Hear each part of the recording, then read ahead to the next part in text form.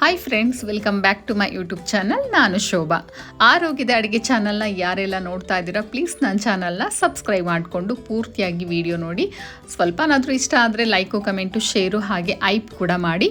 ಬನ್ನಿ, ನಾನಿವತ್ತು ಮಾಡ್ತಾ ಇರೋಂತಹ ರೆಸಿಪಿ ಪನ್ನೀರ್ ಮಸಾಲ ಗ್ರೇವಿ. ತುಂಬಾ ಸುಲಭ ಮತ್ತು ಹೆಚ್ಚು ಆರೋಗ್ಯಕರ.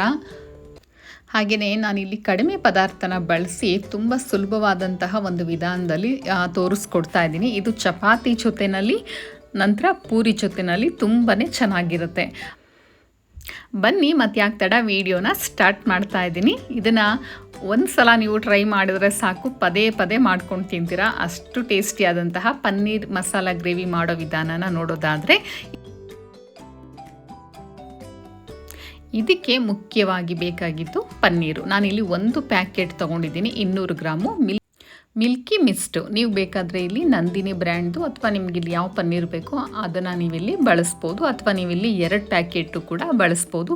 ಇದರಲ್ಲಿ ಹೆಚ್ಚು ಪ್ರೋಟೀನ್ ಇರೋದ್ರಿಂದ ತುಂಬಾ ಒಳ್ಳೆಯದು. ನಂತರ ಸ್ವಲ್ಪ ಕೊತ್ತಂಬರಿ ಸೊಪ್ಪು, ಮೀಡಿಯಮ್ ಸೈಜು 2 ಟೊಮೊಟೊ, ಹಾಗೆಯೇ ಒಂದು 5ರಿಂದ 6 ಗೋಡಂಬಿ ತೊಗೊಂಡಿದ್ದೀನಿ, ಒಂದು 10ರಿಂದ 15 ಬಾದಾಮಿ ಕೂಡ ಬಳಸ್ತಾ ಇದ್ದೀನಿ. ನಂತರ ಬೆಣ್ಣೆ ಸುಮಾರು ಒಂದು 50 ಗ್ರಾಮ್ ತೊಗೊಂಡಿದ್ದೀನಿ. ನಂತರ ನೋಡಿ, ಇದಕ್ಕೆ 3 ಲವಂಗ, ಅನಾನಸ್ ಫ್ಲವರ್ ತೊಗೊಂಡಿದ್ದೀನಿ, ಒಂದು 4-5 ಪೀಸು. ನಂತರ ಏಲಕ್ಕಿನ ಬಿಡಿಸಿ ತೊಗೊಂಡಿದ್ದೀನಿ 1. ನಂತರ ಚಕ್ಕೆ ತೊಗೊಂಡಿದ್ದೀನಿ ಒಂದು 4-5.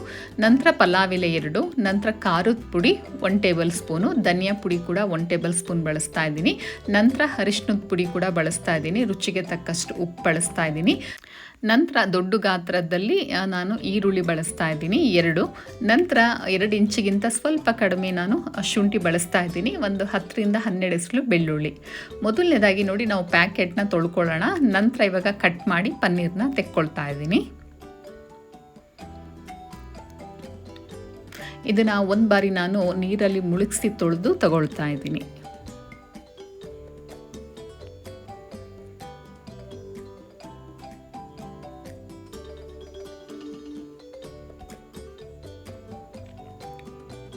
ನಂತರ ಇವಾಗ ನಾವು ಕಟ್ ಮಾಡ್ಕೊಳ್ಳೋಣ. ನಿಮಗಿಲ್ಲಿ ಯಾವ ಸೈಜಲ್ಲಿ ಬೇಕೋ ಆ ರೀತಿಯಾಗಿ ನೀವಿಲ್ಲಿ ಕಟ್ ಮಾಡ್ಕೊಳ್ಬೋದು.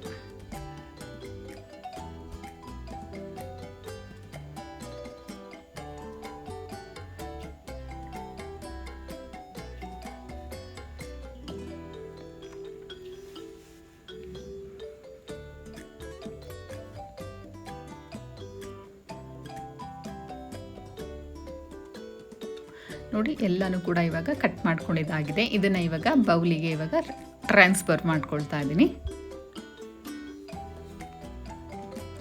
ನಂತರ ಇವಾಗ ಪ್ಯಾನಿಗೆ ನೋಡಿ, ನಾನು ಒಂದು ಸ್ವಲ್ಪ ಬೆಣ್ಣೆ ಹಾಕ್ಕೊಳ್ತಾ ಇದ್ದೀನಿ. ಉಳಿದಿದ್ದನ್ನ ನಾನು ಹಾಗೆ ಇಟ್ಕೊಳ್ತಾ ಇದ್ದೀನಿ. ಇದನ್ನು ಫಸ್ಟು ನಾವು ಈ ಥರ ಕ್ಲೀನಾಗಿ ಈ ಥರ ಸುತ್ತ ಎಲ್ಲನೂ ನಾವು ಮಿಕ್ಸ್ ಮಾಡ್ಕೊಳ್ಳೋಣ. ನಂತರ ಇವಾಗ ಹೆಚ್ಚಿಟ್ಕೊಂಡಿರುವಂತಹ ಪನ್ನೀರ್ನ ಸೇರಿಸ್ಕೊಳ್ಳೋಣ.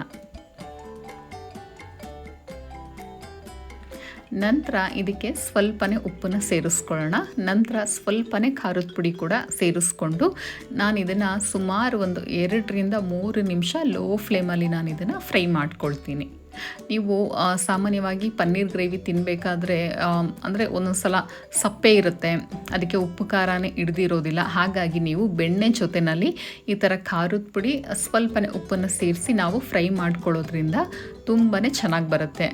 ಮುಖ್ಯವಾಗಿ ಸ್ನೇಹಿತರೆ, ಇದನ್ನು ನಾವು ಜಾಸ್ತಿ ಹೊತ್ತು ನಾವು ಫ್ರೈ ಮಾಡಬಾರ್ದು. ಫ್ರೈ ಮಾಡಿದ್ರೆ ಏನಾಗುತ್ತೆ ಅಂದರೆ ರಬ್ಬರ್ ಥರ ಆಗಿಬಿಡುತ್ತೆ. ಹಾಗಾಗಿ ಒಂದು 2ರಿಂದ 3 ನಿಮಿಷ ಮಾಡಿಕೊಂಡ್ರೆ ಸಾಕಾಗುತ್ತೆ. ಇದು ಇವಾಗ ಫ್ರೈ ಆಗಿದೆ. ಇದನ್ನು ಈಗ ಮತ್ತೊಮ್ಮೆ ಅದೇ ಬೌಲಿಗೆ ಇವಾಗ ಹಾಕ್ಕೊಳ್ತಾ ಇದ್ದೀನಿ.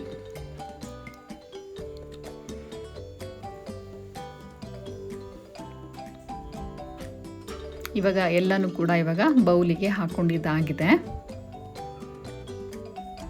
ನಂತರ ಇವಾಗ ಅದೇ ಪ್ಯಾನಿಗೆ ಒಂದು 2ರಿಂದ 3 ಟೇಬಲ್ ಸ್ಪೂನ್ ಎಣ್ಣೆ ಹಾಕಿದ್ದೀನಿ. ನಂತರ ಈರುಳ್ಳಿ, ಬೆಳ್ಳುಳ್ಳಿ, ಶುಂಠಿ ಎಲ್ಲನೂ ಕೂಡ ಹಾಕಿ ನಾನು ಇದನ್ನು ಜಸ್ಟ್ ಒಂದು 50 ಸೆಕೆಂಡ್ ಹಾಗೆ ಫ್ರೈ ಮಾಡ್ಕೊಳ್ತಾ ಇದ್ದೀನಿ.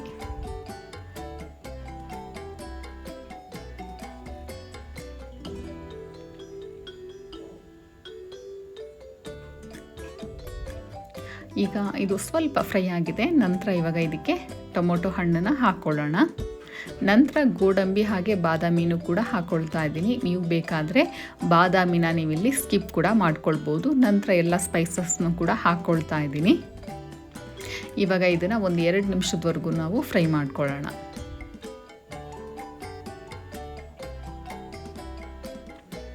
ನಾವು ಫ್ರೈ ಮಾಡ್ಕೊಳ್ಳೋದು ಭಾಳನೇ ಮುಖ್ಯ ಆಗುತ್ತೆ ಇಲ್ಲಿ. ನಂತರ ನೋಡಿ ಇದಕ್ಕೆ ಸ್ವಲ್ಪ ಅರಿಶಿನದ ಪುಡಿನೂ ಸೇರಿಸಿ ನಾನು ಇದನ್ನು ಫ್ರೈ ಮಾಡ್ಕೊಳ್ತಾ ಇದ್ದೀನಿ. ನಂತರ ಮುಚ್ಚಳನ ಮುಚ್ಚಿ ನಾನು ಲೋ ಫ್ಲೇಮಲ್ಲಿ ಇದನ್ನು 2 ರಿಂದ 3 ನಿಮಿಷ ನಾನು ಇದನ್ನು ಬೇಯಿಸ್ಕೊಳ್ತೀನಿ. ಇವಾಗ ನೋಡಿ ಚೆನ್ನಾಗಿ ಇದು ಬೆಂದಿದೆ. ಇದು ನಾವು ಚೆನ್ನಾಗಿ ಬೇಯಿಸ್ಕೊಳ್ಳೋದ್ರಿಂದ ಬೇಗನೆ ಗ್ರೇವಿ ಆಗಿಬಿಡುತ್ತೆ ಇದು. ಅಂದರೆ ನಾವು ಇದನ್ನು ರುಬ್ಕೊಳ್ಬೇಕು. ನೆಕ್ಸ್ಟ್ ಸ್ಟೆಪ್ ನಾನು ಹೇಳ್ತೀನಿ. ನಂತರ ಇವಾಗ ನಾನು ಸ್ಟವ್ನ ಆಫ್ ಮಾಡ್ಕೊಂಡಿದ್ದ ನಂತರ ಖಾರದ ಪುಡಿ, ಧನಿಯಾ ಪುಡಿ, ಹಾಗೆ ಕೊತ್ತಂಬರಿ ಸೊಪ್ಪು, ನಂತರ ಉಪ್ಪು ಇಷ್ಟನ್ನು ಕೂಡ ನಾನು ಇದ್ರ ಜೊತೆಗೇ ಹಾಕಿ ನಾನು ಮಿಕ್ಸ್ ಮಾಡ್ಕೊಳ್ತಾ ಇದ್ದೀನಿ. ಇದಕ್ಕೇ ಉಪ್ಪು, ಖಾರ ಪ್ರತಿಯೊಂದು ಸೇರಿಸಿ ನಾವು ರುಬ್ಕೊಳ್ಳೋದ್ರಿಂದ ಗ್ರೇವಿ ಮಾಡಬೇಕಾದ್ರೆ ಬೇಗನೆ ಆಗಿಬಿಡುತ್ತೆ. ಸೊ ಹಾಗಾಗಿ ನೀವು ಕೂಡ ಹೀಗೇ ಮಾಡಿ. ಬಟ್ ಮುಖ್ಯವಾಗಿ ಸ್ಟವ್ ಆಫ್ ಮಾಡ್ಕೊಂಡಿರಬೇಕು. ನಂತರ ಒಂದು 2 ನಿಮಿಷ ಇದನ್ನು ಹಾಗೆ ತಣ್ಣಗಾಗೋದಕ್ಕೆ ಬಿಡ್ತಾ ಇದ್ದೀನಿ. ಇವಾಗ ತಣ್ಣಗಾಗಿದೆ. ಇದನ್ನು ಇವಾಗ ಜಾರಿಗೆ ಹಾಕ್ಕೊಳ್ತಾ ಇದ್ದೀನಿ.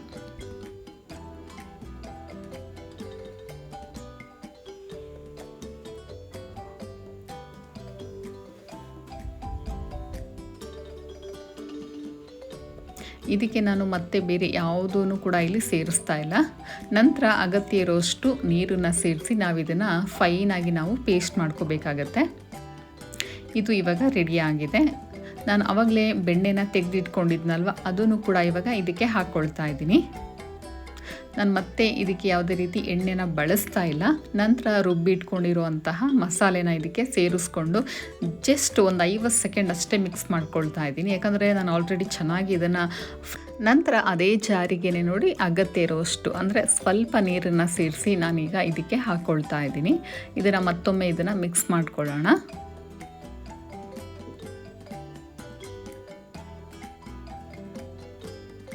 ಇವಾಗ ಇದನ್ನು ಮಿಕ್ಸ್ ಮಾಡಿದ ನಂತರ ಒಂದು 2 ನಿಮಿಷ ನಾನು ಇದನ್ನು ಮುಚ್ಚಳನ ಮುಚ್ಚಿ ಬೇಯಿಸ್ಕೊಳ್ತಾ ಇದ್ದೀನಿ.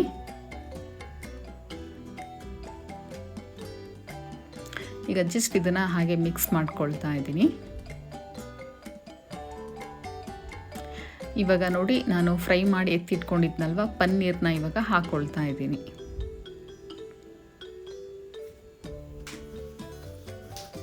ತುಂಬ ಅಂದರೆ ತುಂಬಾ ಚೆನ್ನಾಗಿರುತ್ತೆ. ನಂತರ ನೀವು ಇದೇ ಟೈಮಲ್ಲಿ ಬೇಕಾದರೆ ನೀವು ಬಟಾಣಿನ ಬೇಯಿಸಿ ಅದನ್ನು ಕೂಡ ನೀವು ಹಾಕ್ಕೊಳ್ಬೋದು. ತುಂಬಾ ಚೆನ್ನಾಗಿರುತ್ತೆ. ಇದ್ದರೆ ಹಾಕ್ಕೊಳ್ಳಿ, ಇಲ್ಲ ಅಂತಂದರೆ ಬರೀ ಪನ್ನೀರಲ್ಲೇ ಈ ರೀತಿಯಾಗಿ ಮಾಡ್ಕೊಳ್ಳಿ. ಕೊನೆಯದಾಗಿ ಅಂದರೆ ಇನ್ನೊಂದು ಸ್ವಲ್ಪ ನಾನು ಬೆಣ್ಣೆ ತೆಗೆದಿಟ್ಕೊಂಡಿದ್ದೆ, ಬೆಣ್ಣೆನೂ ಹಾಕಿದ್ದೀನಿ. ನಂತರ ಮನೇಲಿ ಮಾಡಿ ಇಟ್ಕೊಂಡಿರುವಂತಹ ತುಪ್ಪ ಕೂಡ 1 ಟೇಬಲ್ ಸ್ಪೂನ್ ಹಾಕಿದ್ದೀನಿ.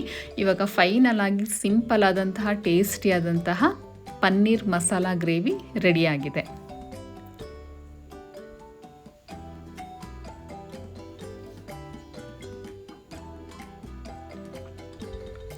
ಇವಾಗ ಸರ್ವ್ ಮಾಡ್ಕೊಂಡಿದ್ದಾಗಿದೆ. ಈ ಒಂದು ಪನ್ನೀರ್ ಗ್ರೇವಿಗೆ ನಾನು ಮನೆಯಲ್ಲಿ ಚಪಾತಿ ಮಾಡ್ಕೊಂಡಿದ್ದೆ. ಇವಾಗ ಚಪಾತಿ ಜೊತೆನಲ್ಲೂ ಕೂಡ ಸರ್ವ್ ಮಾಡ್ಕೊಂಡಿದ್ದೀನಿ. ಹಾಗೆ ಈ ಒಂದು ಪನ್ನೀರ್ ಗ್ರೇವಿ ರೆಸಿಪಿ ನಿಮ್ಗೆ ಇಷ್ಟ ಆದರೆ ನೀವು ಕೂಡ ಈ ಒಂದು ರೆಸಿಪಿನ ಟ್ರೈ ಮಾಡಿ. ತುಂಬಾ ಚೆನ್ನಾಗಿರುತ್ತೆ. ಹಾಗೆಯೇ ಇಲ್ಲಿ ತನಕ ಯಾರೆಲ್ಲ ವಿಡಿಯೋ ನೋಡಿದ್ದೀರಾ ಎಲ್ಲರಿಗೂ ಕೂಡ ಅಭಿನಂದನೆಗಳು. ಮತ್ತಷ್ಟು ಆರೋಗ್ಯದ ಅಡುಗೆಗಳಿಗಾಗಿ ನನ್ನ ಒಂದು ಚಾನಲ್ನ ಹೀಗೆ ನೋಡ್ತಾ ಇರಿ, ಸಪೋರ್ಟ್ ಮಾಡ್ತಾ ಇರಿ. ಧನ್ಯವಾದ ವಿಡಿಯೋ ನೋಡಿದ್ದಕ್ಕಾಗಿ.